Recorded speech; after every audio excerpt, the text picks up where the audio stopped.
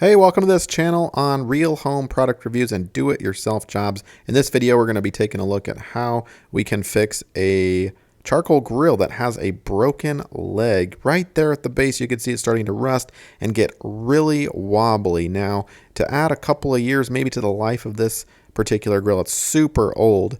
We're going to do an attempt at a do-it-yourself job now. Take a look at this fixture. This is the fixed unit. You can see the tray down here with a little hook going into the bottom of the leg. That was actually coming out. So what I did was I essentially flipped that bottom tray around. Can you see how that hook is going into the metal leg downward? Well, it used to be upward. That was the original position being sold. And what happened when that leg got wobbly?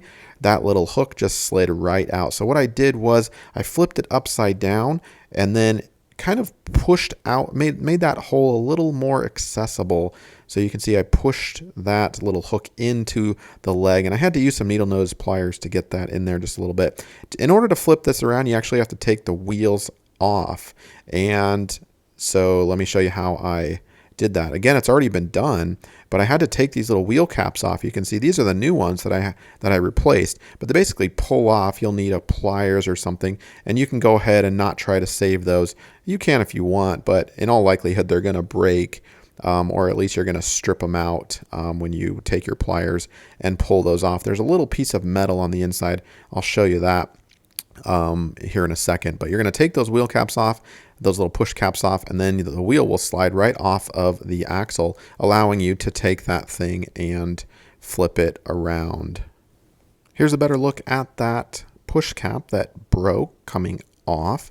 So again, these are super affordable at your local hardware store. I will put a link in the description below for one that fits this particular Weber grill, but you can see the little metal piece that kind of goes on, does not like to come off very easily. That's the whole purpose of a push cap. Once it pushes on, it's really hard to get off. So don't feel bad if you break that little metal piece like that. But it basically kind of fit originally kind of like that, right? All one piece. So that's what you're going to be looking for going to the hardware store. And of course you can see it, as I said earlier, a little stripped out from when I took it off of there. But that's how you take those wheels off. And here is a better look at the new push cap.